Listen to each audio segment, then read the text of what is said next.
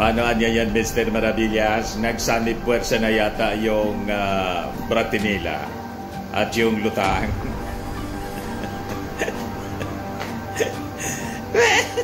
Pumunta pala dito po sa amin si Inday, mga kababayan. Dumaan dito sa Bicol International Airport sa Albay.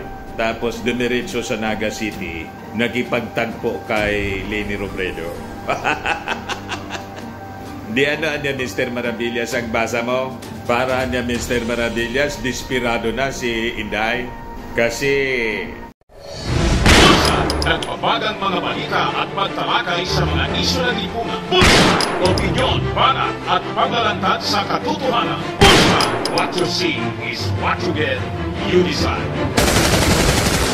Gusto nang makipag-alyado sa kalaban. Sabi ko po sa inyo, sa politika, walang permanenteng kaibigan, walang permanenteng kaaway.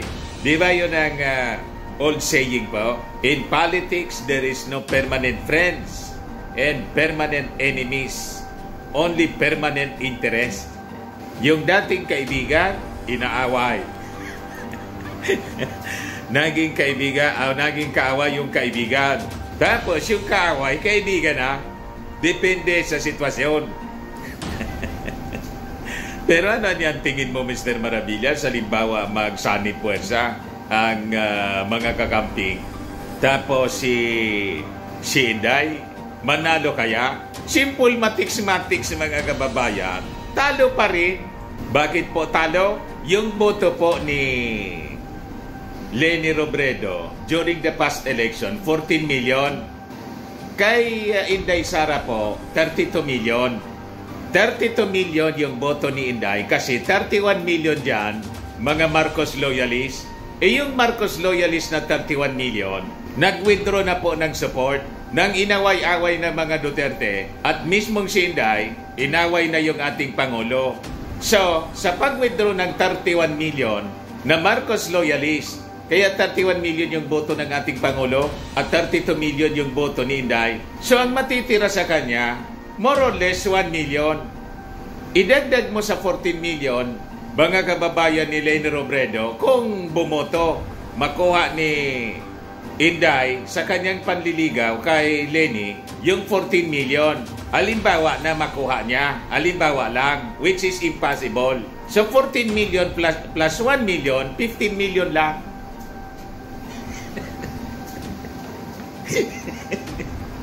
Hindi pa mga lahati, mga kababayan, ang magiging boto ni Inday sa 2028 pag siya tumakbo. Halimbawa, siyempre, 2028 may mga bagong registered voters.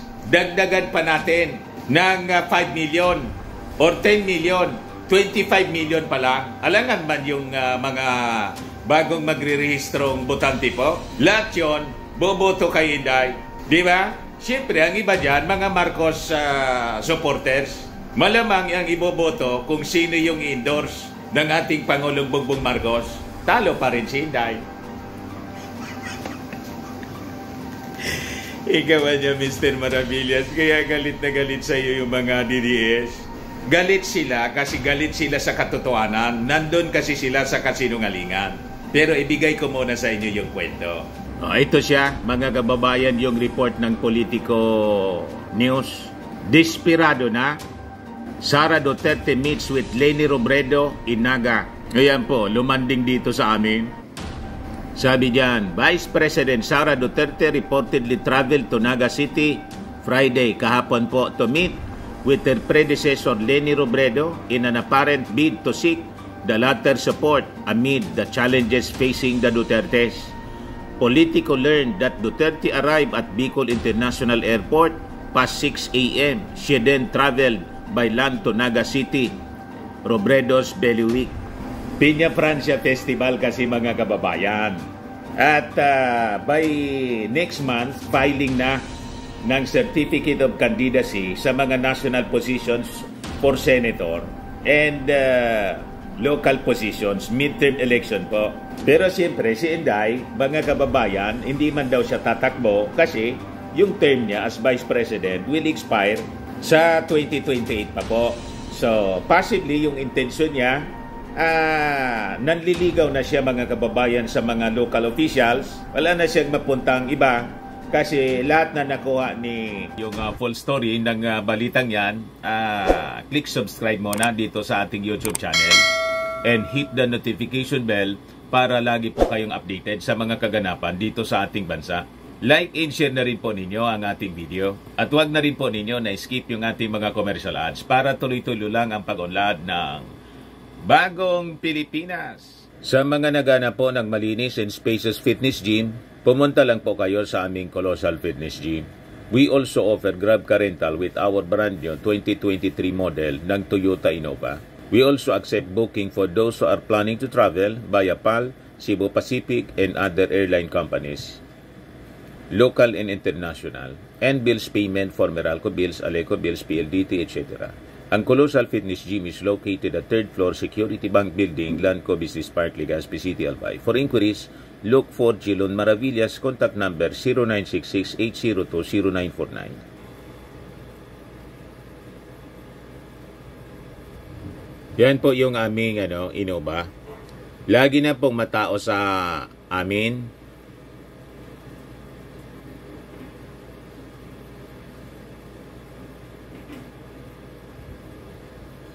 Yan po mga bagong clients namin. Napakaganda at colorful at napakalinis ng aming gym po. Pati mga foreigners po pumupunta sa amin. Mga British tourist po sila dito sa Legazpi. Na-set up na rin po yung aming mga brand new gym equipment.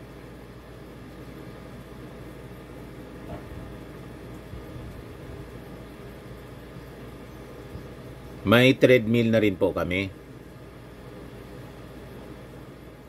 Ito naman po yung bago naming product na binibenta online.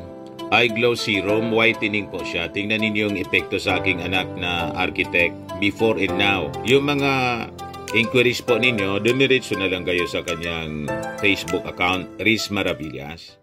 Ito naman po, Firmax Firming and Lifting Cream, pinapahid po sa mga pulses and affected area. Mainam po sa paninigas na mga kaso-kasuan. Ito naman po, Automax Radiant Serum. Sa mukha naman yung application, anti-aging po siya. You will look 10 years younger than your age. Sa mga cancer patients naman po, baka lang gusto ninyo itong itry. Nengsa Red Mix Fruit Drink. Hindi mo po siya gamot, food supplement siya. Kaya lang, gawa siya mga kababayan sa goji berry. Yung goji berry may anti-cancer properties. O ngayon, yung mga inquiries ninyo, dumiretso na lang kayo sa aming messenger sa Facebook para masagot namin agad. Ayos pa? Ayos na ayos niya, Mr. Maravillas. Ni Martin Romualdez. Yung mga congressmen, gobernador, most of these congressmen, governor, nasa kay Martin Romualdez at sa ating Pangulong Bongbong Marcos. Kaya nga po, nag-meeting din kahapon yung PDP laban. Ang dumating po isang platito na lang. Ayan mga newly elected officials ng PDP, newly elected officers of Partido Demokratiko Pilipino, PDP. Sino-sino niya yan, Mr. Maravillas? Senator Robin Padilla, President. Davao City Mayor Sebastian Duterte, Executive Vice President. Philip Salvador, Vice President for Luzon. Vivian Velez, NCR.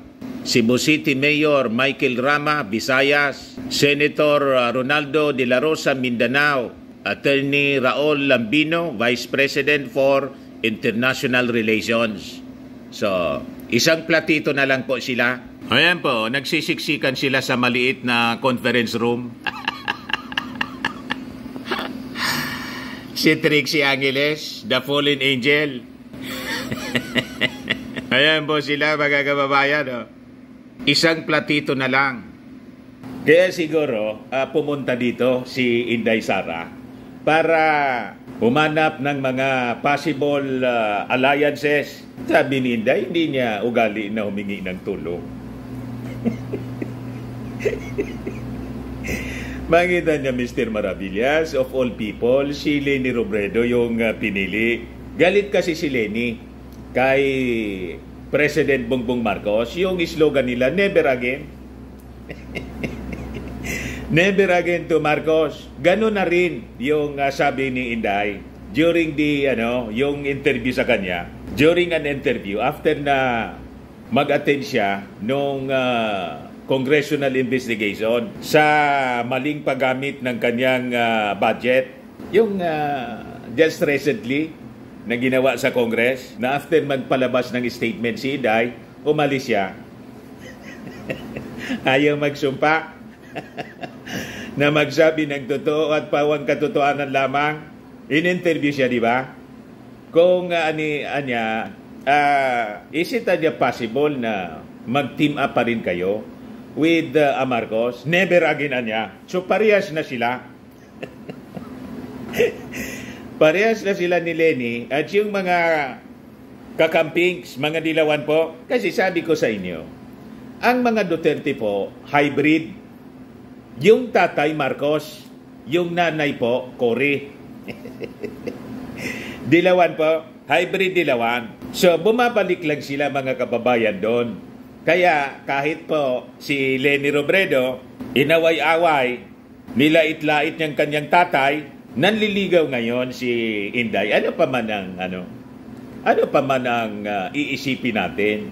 Ano ba yung purpose ng isang Sara Duterte na bumisita po na hindi man siya imbitado?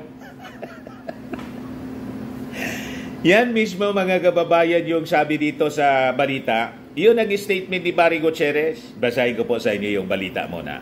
So sabi dito, an scooper said Robredo initially turned down the offer to meet with Duterte, supposedly saying it was not part of her schedule. The Vice President, however, was persistent. Porsigido po, reportedly even going to Robredo's home. Pinuntan po sa bahay. Duterte's persistence paid off and she allegedly succeeded in having a face-to-face meeting with Robredo at around 2:40 p.m. Their chat was said to have lasted for about an hour. So sabi dyan mga kababayan sa balita, the reported meeting of Duterte and Robredo supposedly caused an uproar among Liberal Party stalwarts who were incensed that their former standard-bearer would meet with the Vice President. So ito siya mga kababayan, yung statement ni Barry Gutierrez. Ang simpleng kwentuhan niya, sabi niya sa post sa X, dumiretso sa bahay, nang biglaan, tinanggap niya ng maayos. Nag-usap hindi tungkol sa politika, kwentuhan, hindi meeting. Umalis, tapos. Hindi ko gusto ang politika ni Sara Duterte, sabi po ni Barry Gutierrez, pero tama lang na magalang siyang tinanggap ni BP Leni. Di tayo bastos. May patama po. Sa bagay, kung sa pagkabastos po, mga kababayan, wala tayong nakitang manifestasyon na ganon kay Leni Robredo. Si Leni Robredo, lutang lang. Pero hindi bastos. Pero si Inday po, lutang na, bastos pa, bratinila pa. Halimbawa pa, kasi in politics, nothing is impossible, mga kababayan. Magkasundo sila. Not in this election sa 2025 kasi decided na yata si Leni to run for city mayor ng Naga. Gusto sana ng kanyang mga supporters tumakbo siya pagka-senador. Kailang siyempre, pag tumakbo siya ng senador, gagastos siya ng milyon-milyon. Mabuti kung may natira pa doon mga kababayan sa mga political donation sa kanya during the campaign. Ikong naubos na rin sa pag-travel niya abroad. Di ba? Alangan man ubusin po, wala nang itira. So mas tawag dito, mas easier sa kanya to win. Lalo't baluarte niya yung Naga at malaki yung respeto sa kanila, sa kanyang asawa lalo na, sa Naga City, undefeated po yung kanyang asawang si JC Robredo as city mayor ng Naga. So, malamang unopposed siya, natatakbo. In other words, minus gastos, At sigurado pa siyang mananalo. Pero sa pagkasenador, medyo delikado pa, mga kababayan. Kahit pa mag-alyado sila, mag-promise halimbawa si Inday, I'll support you, anya. Yung tatay nga po ni Inday, si Mau Diggs, based sa latest survey po, pumasok pa rin sa Magic 12, pero number 12 na rin, number 12 na lang po sa senatorial race. So malabo na may Duterte pang manalo. Ito yung result po, Octa 2025 survey. Tatay Digong again enters Senate Magic 12. Duterte brothers breach top 20. So malabo yung dalawang anak, si Pulong tapos si Baste. So sabi dito, former President Rodrigo Duterte is again in sure shop in the Senate Magic 12 for the 2025 midterm elections according to Octa Research latest senatorial survey. Held from August 28 to September 2, 2024, 33% out of 1,200 respondents picked the ex-leader as their 12th choice for senator. So pang 12 na lang po. Dumaos-dos mga kababayan si Digong. Hindi na nga po nagsasalita kasi paano pa siyang magsasalita? Yung kanyang kaibigan po na si Pacquiao nasa kulungan na. Yung assets na iniwan sa kanya naka-freeze.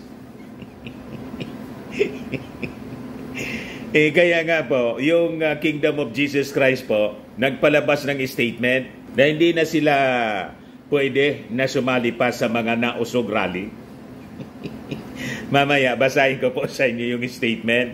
So sabi rito, his latest ranking though saw a huge drop compared to other similar surveys where he placed 6th and 2nd in RP Mission and Development Foundation Incorporated, Boses ng Bayan, July 1 to 10, 2024 survey, and Tangeres August 13 to 17 survey respectively. Meanwhile, Duterte's patriarch sons, Davao City Mayor Baste and Davao City 1st District Representative Pulong breached the top 20 ranking in Octa's poll. So malayo po. Baste received 22%. In 17th place, pang 17 po, talo, while his elder brother Pulong got 20%. Pang 19. Tama po si Congressman Saldico, yung mga Duterte po, nasa sunset na po, palubog na araw. Yan po ang sabi ni Saldico, Chairman Committee on Appropriations. So, malamang ito yung rason kung bakit naging dispirada na po si Inday na kahit po nilait-lait ng kanyang tatay at kalaban nila during the presidential and vice presidential elections. Itong si Leni Robredo, kalaban ng Unity, niligawan niya ngayon. Wala man pong ibang purpose ito. Alangan man. Lilipad si Inday papuntang Bicol para wala lang, mag-usap-usap lang ng kung ano-ano. Di ba? So this is politics, mga kababayan. Nasabi nga natin, sa politika, ganun talaga po ang natura. Walang permanenteng kaibigan, walang permanenteng kaaway. Permanenteng interest lang po ng bawat isa. And politics is addition. Kung pumayag si Leni, di wow. Kaya lang, hindi nangulaga na pag pumayag si Leni, madadala ni Leni yung 14 million. Di ba? Na mga kakampings. Baka mga kababayan, ang mangyari niyan, pati si Leni po, madamay. Ngayon nga sabi natin, huwag mong subukan, Leni, masisira ang buhay mo. O, di ba? Kasi this is a recipe, mga kababayan, for disaster, political disaster. Imagine, lutang plus bratinela. magsasama yung Lutang at saka Bratinela. Ang labas niyan, mga kababayan, this is a perfect storm, a political disaster for the country. Ikaw talaga niya, Mr. Marabillas. You can just imagine na isang leader po na ang ginagastos ng budget galing sa taxes ng mga tao, tapos ayaw niyang matanong, galit siya pag tinatanong. Ang treatment niya sa pera ng bayan, pera niya, sino magugusto niyan? Di ba? Kaya turn off po yung ating mga mamamayang Pilipino. At malamang sa malamang, pag si Leni Robredo mag-decide na makipag-team up kay Inday Sara, masisira yung buhay niya. Hindi na siya makaulit sa national position po. Local, pwede. Sa national position, halimbawa, mayor muna si Leni. Tapos, plano niya, pag 2028, mag-team up kay Inday. President Inday Sara, Vice President Leni Robredo. Di ba? Baga pareha sila matalo, mga kababayan. Pag ganyan. Simple mathematics nga po. 14 million yung boto ni Leni na hindi man niya po madadala as votes for Inday. At si Inday, ang natira po, more or less 1 million. Kasi yung 31 million na boto ni Inday, Marcos loyalist, nag-withdraw na po ng support. Talo pa rin. Di ba ba? Ito yung statement. May ready statement po si Inday. Statement on the Vice President's Bicol trip. Ayan pa. Vice President Sara C. Duterte is excited to experience his first ever Piña Francia fiesta. She was invited by a Bicolano friend to attend the centennial anniversary mass of the canonical coronation of Our Lady of Piña Francia on September 20, kahapon po. The same friend also arranged a casual meeting with former Vice President Leni Robredo. During her stay, Naga Vice President Duterte visited several prominent Bicol personalities and held mass with ordinary Bicolanos. She neither looked desperate nor distressed. Thank you. Hindi daw distressed, hindi rin desperado. What? Di ano niya, Mr. Marabillas, ang masasabi mo dyan sa statement na prepared statement. Sabi ko sa inyo, pag ang isang tao ay hindi man tinatanong pero may sinasabi na agad, defense mechanism yung tawag niyan. This is a denial na siya neither desperate or distressed. Ang ibig sabihin niyan, mga kababayan, ay siya po desperate and distressed. Bakit mo naman anya, Mr. Marabillas, na sabing ganon? Yan po yung nabasa natin. Yan po yung paliwanag ng isang behavioral scientist, si Sigmund Freud. Familiar sa inyo si Sigmund Freud, yung ang tawag dito, Austrian neurologist and behavioral scientist. Ang mga ganyan niya, isa yan sa pitong uri ng defense mechanism, denial.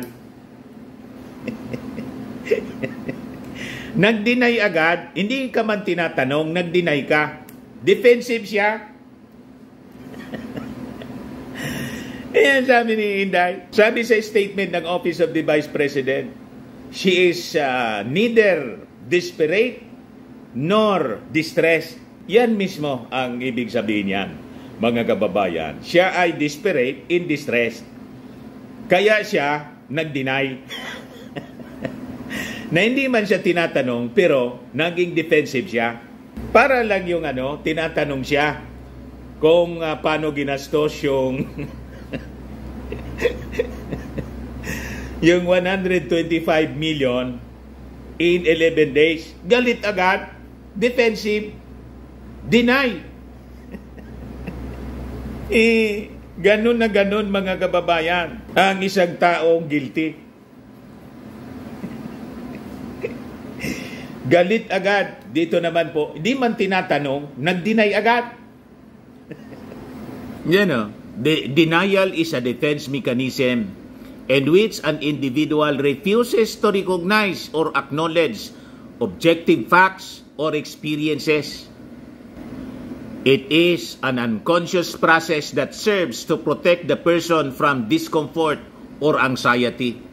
Denial is one form of a defense mechanism, sabi po ni Sigmund Freud, isa pong behavioral scientist, neurologist, behavioral scientist. So normal niya sa tao na maging defensive agad. Ngayon dito po sa statement ni Inday, pag binasi natin dito sa sa studies, psychoanalysis po ni Sigmund Freud, confirmed, desperado nga. Di ba? Desperado na, distressed pa. Kasi yun ang mga actions niya na ginagawa. Imagine, kausapin mo yung kaaway ng tatay mo at ikaw mismo nagsalita ka ng kung ano-anong masasama laban kay kay Leni Robredo nung vice presidente pa siya. Pagkatapos ngayon, nandun ka, sinusuyo mo, pinuntahan mo mismo. Alangan man walang politika. Pag sinabing walang politika, ang ibig sabihin, kasi mahilig sila sa baliktad na pagsasalita, ang ibig sabihin may politika. Tama po, mga kababayan? O ngayon, bakit ito ginagawa ni Inday ngayon? Kasi nga po, sabi natin kanina, yung kanyang partido niya at partido ng kanyang tatay, isang platito na lang. Yung mga dilawan pong iba, most of this, sumama na po sa Partido Federal ng ating Pangulong Bongbong Marcos at sa lakas sa CMD ni Martin Romualdez. So, kailangan nilang mangahoy, maghanap ng mga tira-tira.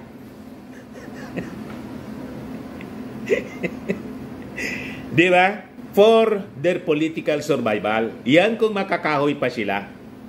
Karamihan mga kababayan sa mga politiko, kung sino yung perceive nila na powerful leader at promising personality po sa politika, nandun sila. That is normal. Sabi dito sa amin, umiba sa manggagana, sumama sa mananalo. Sumama na sa mananalo, umiba sa manggagana. Ba't ka kasi masasama sa matatalo? Tama ba? Pati yung mga kasama nila sa religious group, yung kingdom po, ayaw nang sumama sa nausog. Ito, basahin ko po sa inyo. Ayan, Notice of Kingdom of Jesus Christ, non-participation in Maisog rallies. Sabi diyan, due to the many constraints, the Kingdom of Jesus Christ is no longer able to participate in any Maisog rallies. Kingdom of Jesus Christ Ministries work in evangelism, which was neglected for a while, is now KOJC's topmost priority in concern. Thank you for your kind understanding. May the Almighty Father bless us all. For KOJC, Marlon Acobo, Executive Minister. Wala na po. Kasi, paano? Anong rason? Bakit pa sila sasama sa Maisog Rally na yung leader nila po nakakulong na? At malamang lifetime, mga kababayan, yung pagkakulong. At yung assets ng kingdom, mga kababayan, assets ni Kibuloy na freeze. Kaya nga po hindi na umiimik si Digong. Nakita ninyo ang source ng desperation ni Inday? Kaya pati si Leni Robredo pinuntahan na. Abandon ship na lahat. At nakita naman ninyo yung pagtitipon po ng PDP Laban. Isang platito na lang. Malamang yung mga members ng PDP Laban na tatakbo po sa national position pagka-senador, lahat po matalo. Si Bato po nasa pang 15, 17 na lang sa mga surveys. And because of the involvement niya, mga kababayan, sa mga controversies, sa investigasyon ng Quadcom, malamang hindi lang si Bato yung matalo, pati si Bongo. Di ba pa? So kailangan ni Inday, mga kababayan, na mangahoy na mga possible political alliances sa kanyang future plan. Pero tulad ng sinabi ko, kahit pa kombinasyon ng boto ni Inday, natitirang boto na more or less 1 million na lang, at yung boto, full na boto, 14 million na boto po ni Leni Robredo, the past election po, talong-talo, hindi pa mga ngalahati. Ibig sabihin, mga kababayan, wala nang Duterteng mananalo. Bakit po? Ito'y lahat kagagawa nila. Nag-self-destruct yung mga Duterte po. Lalo na po si Inday. Self-destruction yung kanyang ginawa dahil po sa kanyang behavior. Di ba? Siraan mo ba naman ang siraan yung mga Marcos, mga Marcoses na siyang naging dahilan kung bakit kayo nanalo sa national position? Talagang matatalo ka. Baka nga madamay si Super Ate. Pero si Super Ate, matalino yan, mga kababayan. Baka sa mga susunod na araw, i-abandon na rin ni Super Ate si Inday. Ganun na, political survival. Nakita ninyo si Pacquiao? Inabandon na mga kababayan ni Super Ate. Pinapasoko na niya. Yun ang latest statement. Tingnan ninyo ngayon. Nang makulong na si Pacquiao, sino sa mga kaalyado niyang politiko, not even Bato in Bongo, bumisita ba? Mga kababayan sa kulungan ni Pacquiao?